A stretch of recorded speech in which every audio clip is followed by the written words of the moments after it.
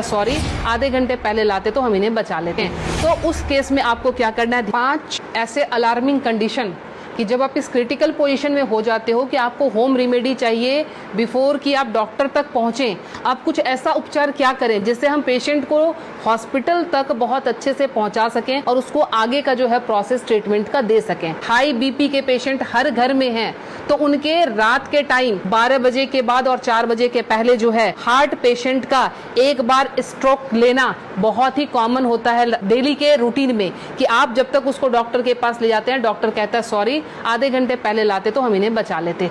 तो वो time spam आपको कैसे बढ़ाना है ताकि हम मरीज को ट्रीटमेंट दे सकें। तो उस केस में आपको क्या करना है, ध्यान रखें ये जो हमारे फिंगर्स के सामने ये नाखून जो मैं पॉइंट कर रही हूँ, इस पॉइंट को आप लोकेट करके ध्यान से देखें, ये हमारे बाइलेटरल है, मतलब दोनों ही हाथों की उंगलियों पे हम इसको इस्तेमाल कर सकते हैं।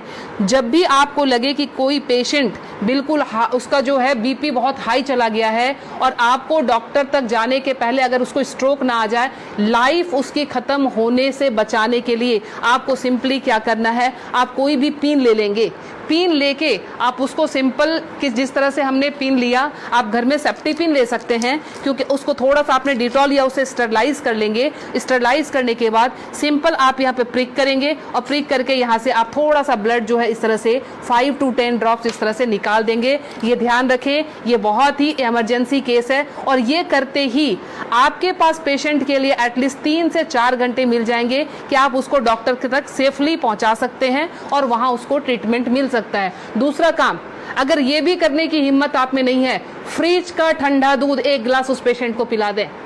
ठंडा दूध पिलाते ही आपके पास ड्यूरेशन बढ़ जाएगी, आप 2 घंटे तक हॉस्पिटल के अंदर उनको लेके आप जा सकते हैं। ध्यान रखें। दूसरी हमारी अलार्मिंग कंडीशन जो होती है वो होती है एसिडिटी की।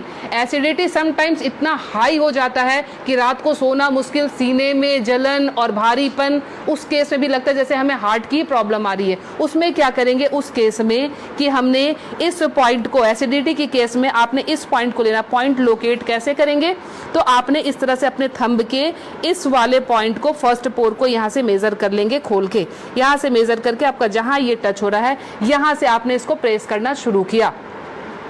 20 to 30 टाइम्स इसको आप डीप प्रेस करेंगे। एसिडिटी बन रही है या फिर सर दर्द हो रहा है एक्सट्रीम पोजीशन पे, आपको उस समय वो रिलैक्स देना शुरू कर देगा, क्योंकि जब जलन होती है आपके बब्स निकलते नहीं है, इसीलिए वो यहाँ पे अटैक कर रहा होता है, जिससे पेन आना शुरू हो जाता है। तो आपको क्या करना है, इसको प्रेस करेंगे, आपको रिलैक्सेशन होना शुरू हो जाएगा। तीसरी चीज, हमारे मोशन सिकनेस या हम ट्रैवल कर रहे हैं तो हमें वॉमिटिंग आती है, या जनरल केस में भी अगर वॉमिटिंग आती है या नॉजिया रहती है, वॉमिटिंग टेंडेंसी, वॉमिटिंग आ नहीं रही है बट ऐसा लगता है कि वॉमिटिंग आएगी, इस केस को हम कैसे हैंडल करेंगे। आप अपने ये रिस्ट के क्रीज ले लें, ये रिस्ट के क्रीज आपको दिख रहे हैं, इस क्रीज से, ये जो क्रीज हमारी बनी हुई है, इस क्रीज से अपने ही फिंगर को रखना है, ध्यान रखना है, अपने फिंगर के 2 फिंगर को रखना है। इसके बाद ये पॉइंट जहां पे आता है इसको आप लोकेट करेंगे और ध्यान से देखें, यहाँ पे 2 आर्टरी आ रही होती है, आप जब फील करेंगे 2 आर्टरी के बीच में, ये यहाँ पे आपको इस पॉइंट को अब दबाना शुरू कर देना है। अगर आप इसको तेज दबाएंगे इमीडिएटली आपके वॉमिटिंग टेंडेंसी जो है वो वहीं स्टॉप हो जाएगी और ये आपके मोशन सिकनेस में भी काम करेगा। कहीं आप ट्रैवलिंग में जा रहे हैं तो वहां ये काम करेगा। अब मोशन सिकनेस को रोकने के लिए घरेलू उपाय क्या करें। पुराने जमाने में ध्यान है आपको 10 पैसे के और 5 पैसे के सिक्के मिलते थे, वो सिक्के अगर आपके पास हैं तो सिक्के को सिर्फ मुंह में रख लेना है, कुछ नहीं करना है। वो रख के, या पान के पत्ते, ध्यान रखें मैं पान खाने की बात नहीं कर रही हूँ, उसमें गुलकंद और वो सब मिलाने की, मैं सिर्फ कह रही हूँ पान के पत्ते, वो आप चबाते हुए चले जाएंगे, आपका मोशन सिकनेस जो है वो कंट्रोल हो जाएगा। तीसरी चीज जो आती है एलर्जिक अस्थमा की, मतलब एक ही आपको स्ट्रोक आया और आपके जो है बिल्कुल सांसें फूलनी शुरू हो गई, सांस नहीं आ रही है, हेवीनेस आ रही है, उस केस में आप क्या करेंगे, अपने नाक को खोलने के लिए, ताकि ब्रीदिंग आपकी एकाएक स्टार्ट हो जाए, आप अपने हाथ को लेंगे और इस तरह से नाक को सटाएंगे।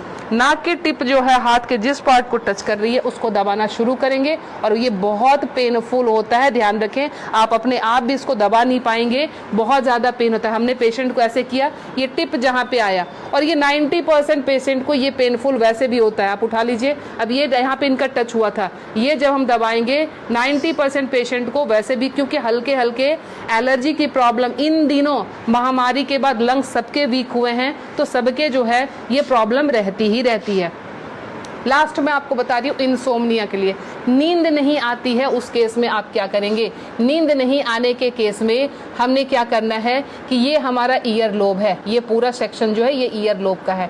रात को आप क्रीम या तेल लेकर इस सेक्शन की इस तरह से हल्के हल्के हाथों की मसाज देंगे। ये हल्के हल्के हाथों की मसाज देंगे, इससे आपको नींद आनी अच्छी शुरू हो जाएगी। साथ में और क्या इंक्लूड करें, हमारा जो टॉप ऑफ द हेड है, बिल्कुल सर का ऊपरी सिरा, यहाँ पे आप टैपिंग करेंगे।